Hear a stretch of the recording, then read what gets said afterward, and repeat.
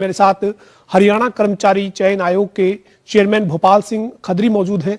खदरी साहब, सबसे पहले जनता टीवी में आपका स्वागत है सर। धन्यवाद। आपके दर्शकों को मेरी नमस्कार। सर, सीईटी का जो एग्जाम पिछले दिनों हुआ था, अब युवाओं को इंतजार है कि जो 2022 है इसकी विदाई हो रही है, 2023 का आगाज होने जा रहा है, तो कब तक युवाओं को इसका रिजल्ट मिलने का इंतजार करना पड़ेगा सर?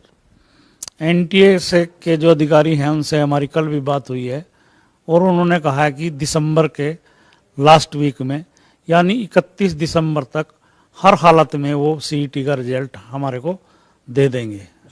तो एक तरह से ये कह सकते हैं सर कि 2022 के अंतिम सप्ताह के अंतिम दिनों तक जो है वो सीईटी का रिजल्ट मिलने की उम्मीद है। बिल्कुल, दिसंबर माह में सीईटी का रिजल्ट 100% आने की पूरी संभावना है। तो सर, आपने सीईटी का एग्जाम जो लिया था उससे पहले आपने जानकारी भी दी थी कि विभिन्न जो विभाग है उनमें ग्रुप सी के जो पद हैं उनको आप सीईटी के एग्जाम के रिजल्ट के बाद जो है वो भरेंगे, तो क्या तैयारी है सर और कितने पदों पर भर्ती आप करने की तैयारी कर रहे हैं सर?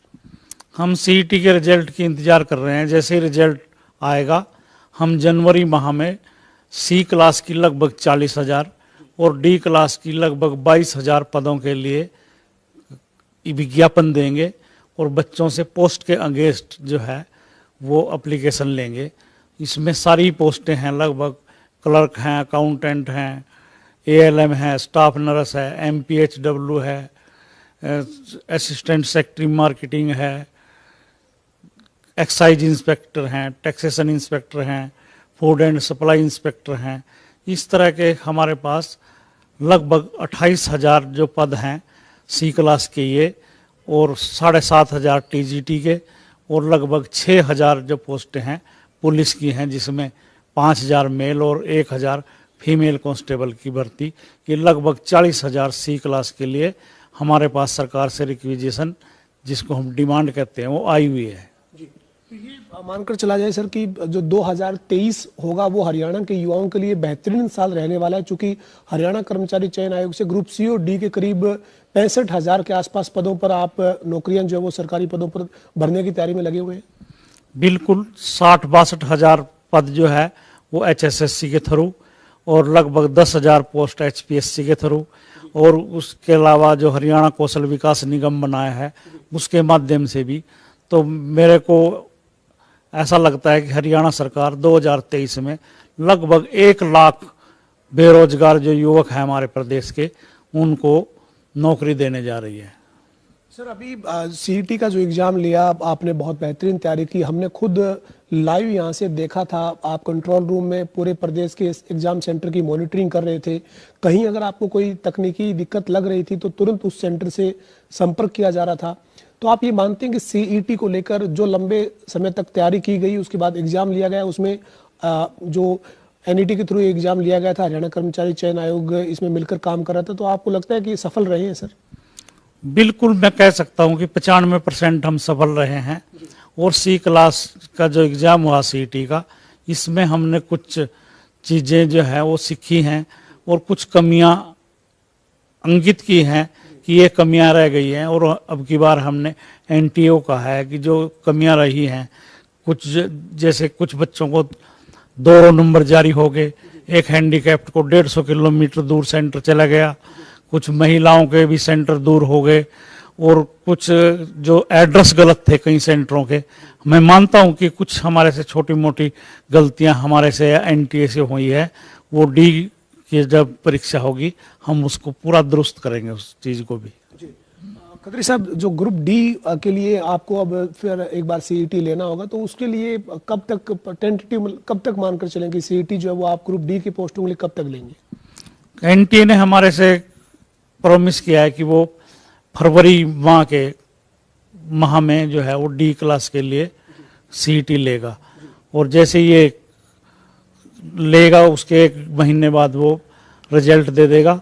उसमें फर्दर टेस्ट की कोई वो नहीं है, मेरिटोरियस बच्चों से ही हम कंसेंट लेंगे और साथ के साथ उनको जितनी भी पोस्टें 22,000 डी क्लास की आई हुई हैं वो बहुत जल्दी भर जाएंगी, क्योंकि उसमें अगला कोई स्क्रीनिंग टेस्ट, फर्दर टेस्ट नहीं है।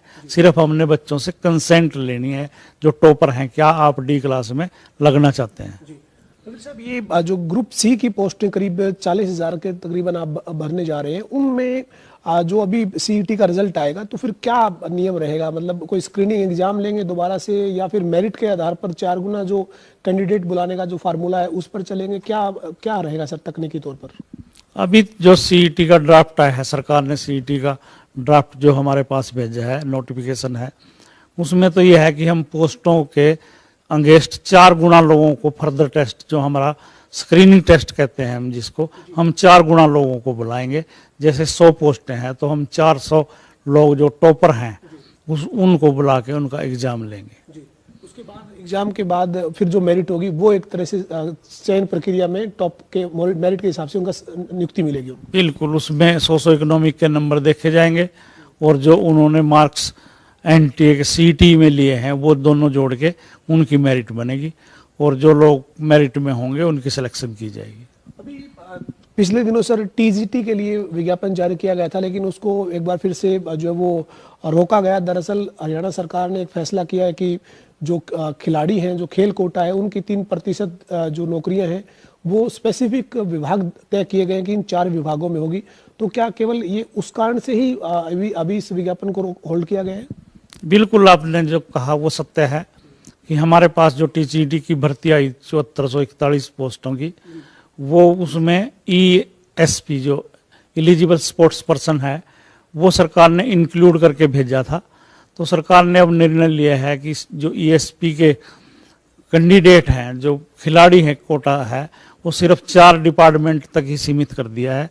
तो हमने इस एडवर्टाइजमेंट को इस आधार पर रोक लिया था, और जल्दी ही हम टीजीटी की जो एप्लीकेशन की प्रोसीजर है, हेड हमने की हुई है, वो ईएसपी की उसमें लेस करके बाकी नए सिरे से एप्लीकेशन को जल्दी ही चालू करने वाले हैं। ये ईएसपी के कोटे की जो भर्ती है सर, ये जो 4 विभाग है जिसमें गृह विभाग है और जो एक खेल विभाग है, एक युवा मामले विभाग है, इन विभागों में भर्ती हो पाएगी अब उनकी?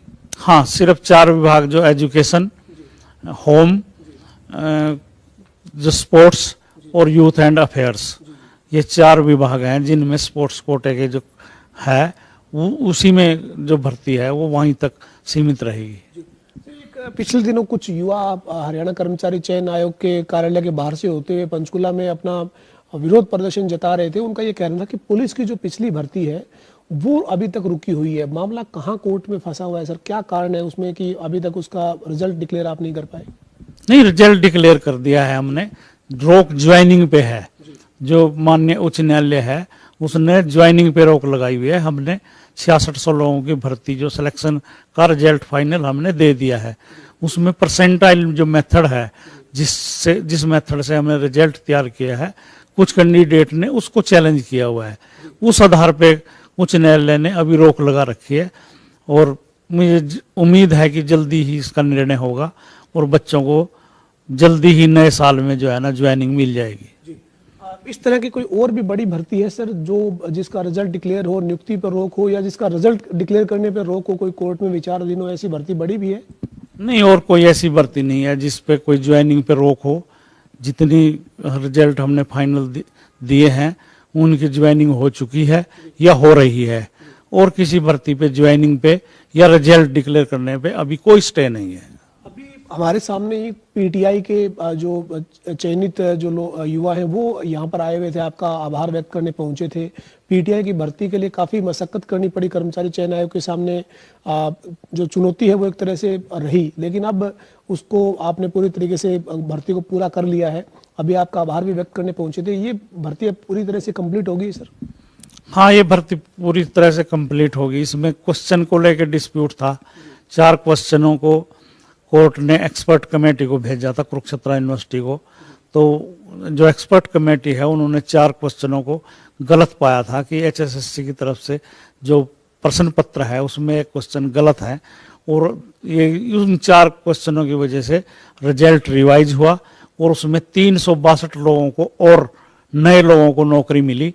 आज वो आभार व्यक्त करने के लिए आए थे, और जल्दी ही हम शिक्षा विभाग से अनुरोध करेंगे कि उनकी भी ज्वाइनिंग वो जल्दी करा दें, क्योंकि ये लोग 10 साल की लड़ाई के बाद यहाँ तक पहुँचे हैं बेचारे। तो इनकी ज्वाइनिंग जल्दी हो जाए, शिक्षा विभाग से भी हम अनुरोध करेंगे उनके निदेशक से। जी, तो ये पीटीआई की भर्ती जो जिस तरीके से 4 सवालों के जवाब दोबारा से आने के बाद जो 362 के करीब और लोग जो वो चयनित सूची में शामिल हुए हैं, तो आप ये मान लिया जाए कि योग्यता, पारदर्शिता, निष्पक्षता जो हरियाणा कर्मचारी चयन आयोग लगातार दावा कर रहा है, वही एक फार्मूला बचा है हरियाणा में अब रोजगार के लिए। यही वजह है कि एक भर्ती में 362 युवा इसलिए आगे कि एक सवाल का जवाब को लेकर जो पेज था वो जब क्लियर हुआ, स्पष्ट हुआ, तो उसके बाद ये 362 लोगों को और मौका मिल गया। बिल्कुल, वो तो है ही।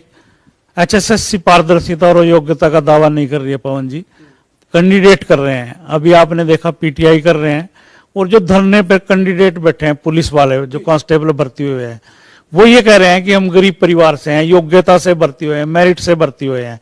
वो अलग बात है कि टेक्निकल किसी वजह से, कोर्ट की वजह से उस पर स्टे है, पर भर्ती पे कोई प्रशंसनीय किसी तरह का किसी कैंडिडेट की तरफ से या आज हरियाणा की जनता की तरफ से कोई शक नहीं है कि योग्यता और प्राथमिकता को इग्नोर किया जाता है। ये पब्लिक भी बोल रही है और कैंडिडेट भी बोल रहे हैं। हम तो बोलेंगे, हम तो उसका पार्ट एंड पार्सल है, पर ये आज की जो समय में जनता और कैंडिडेट खुद स्वीकार कर चुके हैं कि योग्यता और पारदर्शिता को प्राथमिकता, ये इस सरकार की और आयोग की भी प्राथमिकता है। तो 2023 में जो करीब लाख भर युवाओं को रोजगार मिलेगा, जिसमें हरियाणा रोजगार कौशल निगम से मिलने वाला रोजगार शामिल है, हरियाणा पब्लिक सर्विस कमीशन से मिलने वाली नौकरियां शामिल है, हरियाणा कर्मचारी चयन आयोग से जो नौकरियां मिलेंगी वो शामिल है। तो 2023 हरियाणा के युवाओं के लिए एक काफी अवसर वाला साल रहने वाला है। तो क्या आप युवाओं को कहना चाहेंगे, और निष्पक्षता और पारदर्शिता के आधार पर चयन होगा, किसी तरह से किसी के दबाव में या प्रेशर में आने की जरूरत नहीं है? नहीं, बिल्कुल वो अपनी तैयारी पूरी ईमानदारी से अपनी तैयारी करें, कोचिंग लें और परीक्षा की तैयारी करें। उनकी योग्यता को बिल्कुल इग्नोर नहीं किया जाएगा, और मेरिट के आधार पर जो हमने प्रण लिया, मेरिट के आधार पर ही हम लगाएंगे। और मैं आपके एक माध्यम से एक नई बात बच्चों को बताना चाहता हूं कि अब जो भी अगले पेपर हम लेंगे पोस्ट के अगेंस्ट, उसमें हम सब्जेक्ट जिस विषय का वो एक्सपर्ट है उस सिलेबस को लगभग 50% रखेंगे, और जो जनरल नॉलेज या दूसरे वो हैं, मैथ है, साइंस है, कंप्यूटर है, इस तरह के 50% हम सब्जेक्ट पे ज़्यादा जोर लगाएंगे। अगर कोई सिविल इंजीनियर भर्ती होने जा रहा है तो 50% हम सिविल इंजीनियरिंग ही उससे पूछें। स्टाफ नर्स भर्ती होने जा रहा है तो हम 50% उससे उस हेल्थ के बारे में ही पूछें। तो इस तरह के जिस पोस्ट के अगेंस्ट वो आ रहा है उसी तरह का उसको सिलेबस 50% अब देखने को मिलेगा। तो यानी जो युवा आप तैयारी कर रहे हैं उनके लिए हरियाणा कर्मचारी चयन आयोग के चेयरमैन भोपाल सिंह खत्री का ये कहना है कि अब वो अपने सब्जेक्ट पर भी फोकस करे, रीजनिंग, मैथ और जनरल नॉलेज के साथ साथ अपना सब्जेक्ट जो है उसके ऊपर फोकस करे। बिल्कुल, अब वो अपने सब्जेक्ट पे ज्यादा फोकस करे, क्योंकि जो रीजनिंग, मैथ वगैरह था, जनरल नॉलेज थी, उसकी परीक्षा उसकी CET में हो चुकी है। तो अब वो सब्जेक्ट पे जिसका, जैसे वो कोई JEE है या अकाउंटेंट लगना है, उसने यहाँ तक कि क्लर्क लगना है, तो वो ड्राफ्टिंग पे जोर दे, स्पेलिंग पे किसी चीज के जाने, कोई लेटर कैसे लिखा जाता है, इस तरह की जो वो है विषय वो ज्यादा आएंगे। तो यही आप युवाओं कहेंगे कि बिना किसी डर के अपनी तैयारी करें और 2023 उनके लिए बेहतरीन साल रहने वाला है। नहीं, कोई डर नहीं, कोई किसी तरह का कोई डर भय के बिना अपनी तैयारी करें, और बिल्कुल उनकी योग्यता को प्राथमिकता दी जाएगी। बहुत शुक्रिया से बातचीत करेंगे सर। हमारे साथ हरियाणा कर्मचारी चयन आयोग के चेयरमैन भोपाल सिंह खत्री थे। हरियाणा के युवाओं के लिए 2023 बेहतरीन साल रहने वाला है, चूंकि अलग अलग, चाहे हरियाणा कर्मचारी चयन आयोग है, हरियाणा लोक सेवा आयोग है, हरियाणा रोजगार कौशल निगम है, अलग अलग जो भर्तियां हैं वो करीब 1 लाख युवाओं को रोजगार जो है वो मिलेगा। लेकिन HSSC के चेयरमैन भोपाल सिंह खत्री ने साफ किया है, योग्यता को दरकिनार नहीं किया जाएगा, योग्यता ही एक आधार है। निष्पक्षता के साथ, पारदर्शिता के साथ हरियाणा कर्मचारी चयन आयोग हरियाणा के युवाओं को रोजगार देगी। और एक बड़ी बात जो है वो यही कि अब जो ग्रुप C के लिए जो युवा तैयारी कर रहे हैं वो जिस विषय के लिए आप आवेदन करेंगे उस विषय के उनको 50% एक तरह से उनका जो स्क्रीनिंग एग्जाम होगा उसमें उनको सवाल मिलने वाले हैं, तो वो उसके ऊपर जरूर फोकस करें। और उनका रीजनिंग है, मैथ है या अन्य जो तैयारी है वो उन्होंने सीईटी में जो की थी उनको सीईटी के रिजल्ट में उसका रिजल्ट मिलेगा, लेकिन सब्जेक्ट के ऊपर फोकस करने की जरूरत है, क्योंकि जिस विषय का एग्जाम होगा उस विषय को प्राथमिकता स्क्रीनिंग एग्जाम में मिलेगी। वीडियो जर्नलिस्ट विजेंद्र सिंह के साथ पवन सिंह, जनता टीवी, चंडीगढ़।